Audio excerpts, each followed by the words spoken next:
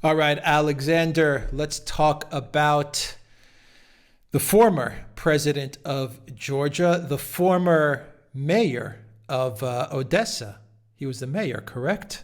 He was actually the governor of The governor, Odessa. sorry, the governor of So Odessa region, yes. exactly, even more senior than a mayor, but still. Yeah, the former governor of the Odessa region before former president of Ukraine, Petro Poroshenko, got upset with him and kicked him out of the country, where then he started wandering around Poland, going back and forth between Poland and Ukraine. Anyway, now it looks like we have the current president of Ukraine, Mr. Zelensky, has invited Mr. Mikhail Saakashvili back to Ukraine in order to become the vice prime minister of Ukraine for reform. This is a quote via Misha, as he is known. Correct, Alexander? Mikhail Saakashvili's name is Misha. Let's call him Misha.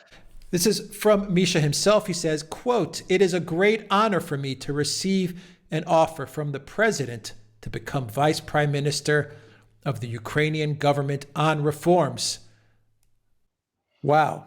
Wow. All right. Indeed. Well, indeed. I mean, I have to say, first of all, that it says a great deal about the disastrous situation in Ukraine and the disintegration of the Zelensky government. I mean, you remember that Zelensky won the election last year. He got 70% against Poroshenko, who was a discredited figure. He was going to come in, he was going to clean up corruption, he was going to put Ukraine back on its feet, he was going to sort out the war in the east, he was going to mend fences with Russia.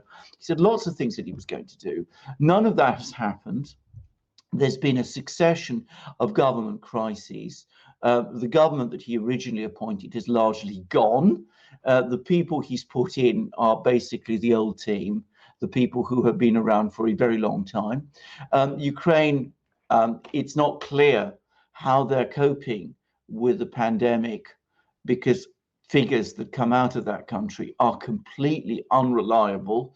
But one thing is indisputable, which is that, like everywhere else in the world, its economy is once again back in severe recession. And the IMF is talking about a 9% contraction. It's also trying to borrow more money from the IMF. Remember, it borrowed $25 million from the IMF. It's not been able to pay any of that money back. It needs more. And he's trying to get more money from the IMF. And the IMF are saying that they need more, inverted commas, reforms. Now, it seems to me that bringing Misha back, Misha being the toast of some very, very hardline neocon people in Washington and London, is basically intended to tell the IMF, please give me the money because I'm putting Misha in charge and he's your friend. He's the person you can trust and he's going to sort it all out for you. Misha is emphatically not anybody who will sort out anything. He is very much someone who's out for himself. He was a disastrous governor in Odessa. He quarreled with all the local people there. He wasn't able to achieve anything whilst he was governor in Odessa. He's deeply unpopular with the political establishment in Ukraine. He is the mortal enemy. He has a mortal enemy in the very powerful and very dangerous interior minister of Ukraine, Arsen Avakov, who is the one individual, the one official who has been consistently in government ever since the Maidan coup took place in February 2014, and who controls the police and the security forces. So bringing Saakashvili back is an extremely bad idea. Even the Atlantic Council, the most pro-NATO, pro-Ukrainian outfit you can think of, is saying that it is an extremely bad idea. But a desperate man does desperate things, and that's how Zelensky is starting to look. This looks desperate. It will turn out badly, but it's clear that Zelensky is running out of options. Right. Give us some history, Alexander, as to the former Georgian president and the troubles that he has had in the past with Russia, with Georgia, with Russia, with Poroshenko. People may remember Saakashvili. He was in many pictures with John McCain as well. I believe he was one of McCain's most loved foreign leaders. I mean, Absolutely. McCain really dug this guy. Absolutely, McCain was devoted to him, and remained so right to the very end of his life. Anyway, Saakashvili is a person who is the scion of one of the well-known families in Georgia. I say well-known families, I mean well-known communist families. I mean they were very much part of the old Soviet establishment. Georgia, of course, being a former Soviet republic, and also being Stalin's birth country. I mean, Stalin famously was a Georgian, as was Stalin's secret police chief, Lavrenti Beria. I just mentioned that. I'm not suggesting that most Georgians are Stalinist or anything like that, but what I'm simply saying is Saakashvili originates from that kind of communist milieu within Georgia. Anyway, after the Soviet Union fell, he went to the United States. He trained as a lawyer there. He then returned to Georgia.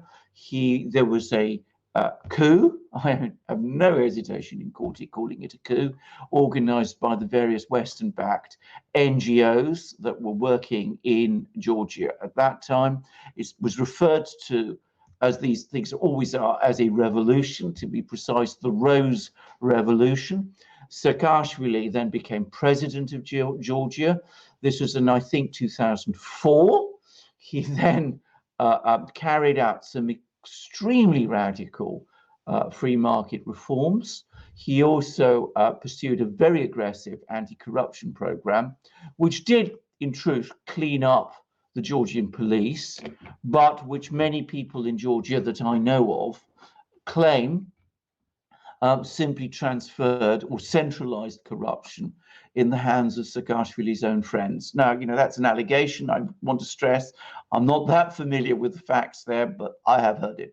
Anyway, the long and the short of it was he also pursued, and it's unsurprising given his choice of friends, a very, very strong anti-Russian policy when he was president of Georgia.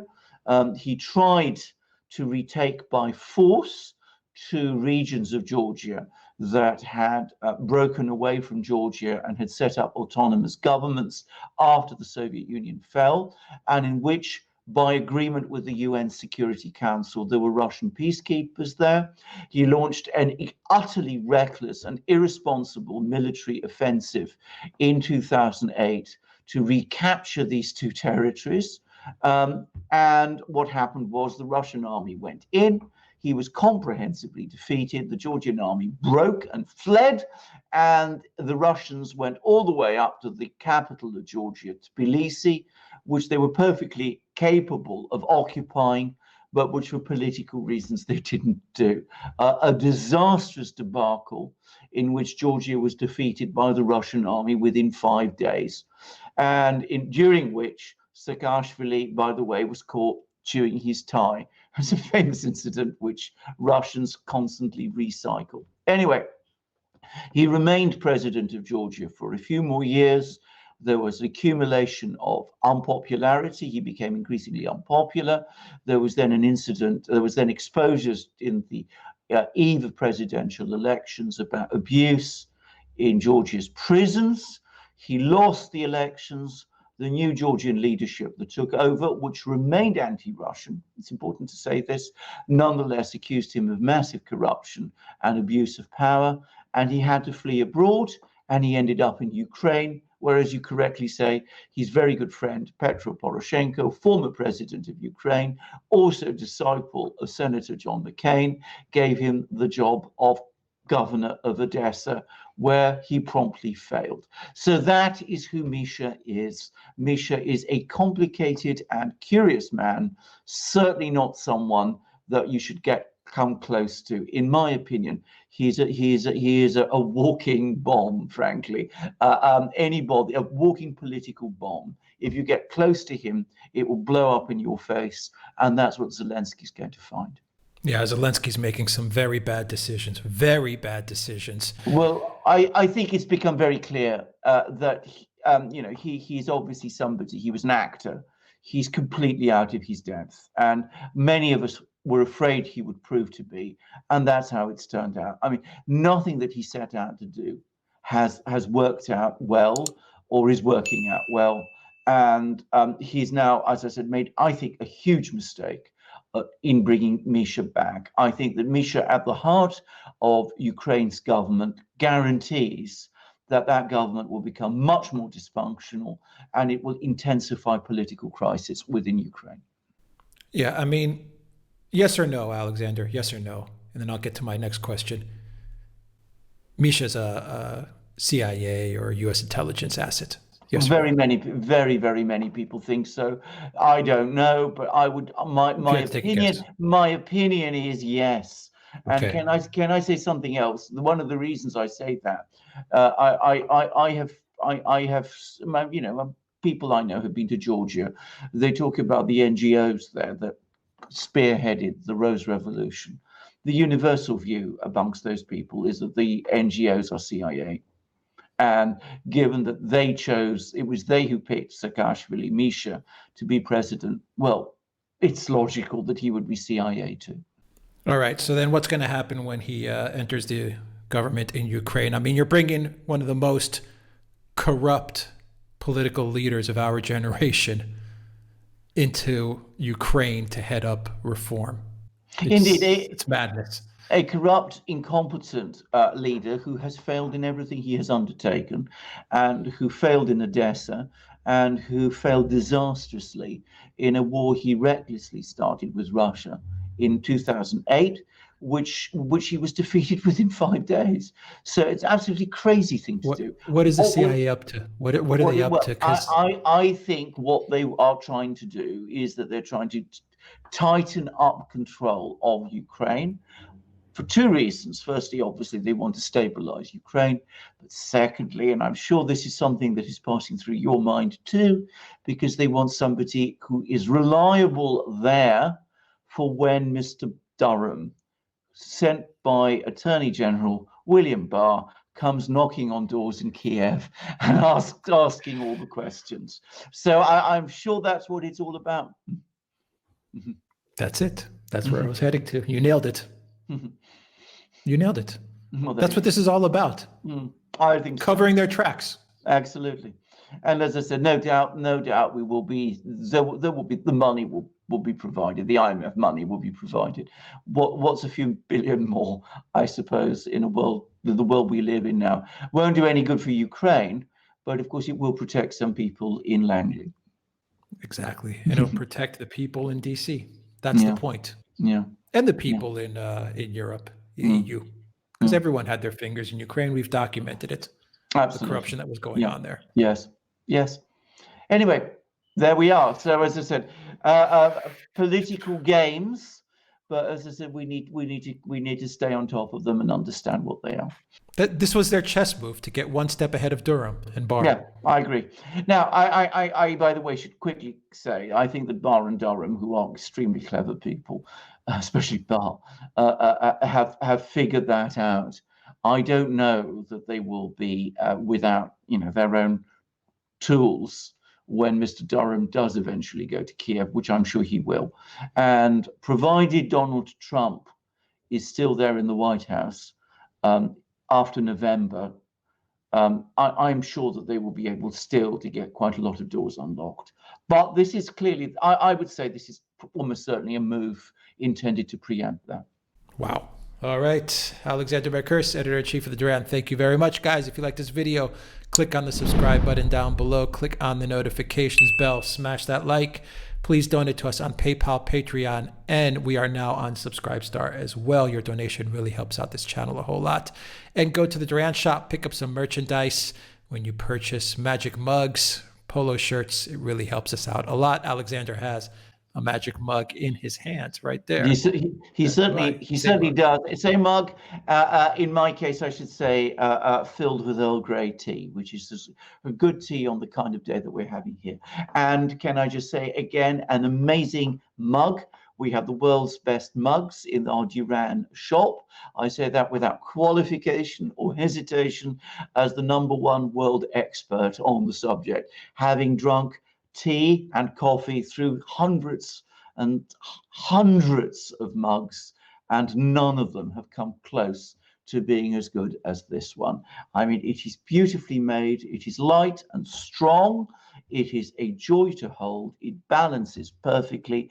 It is incredibly steady. It keeps your tea hot, or if you prefer your beer and champagne cold, or your coffee and your hot chocolate hot, whatever you prefer.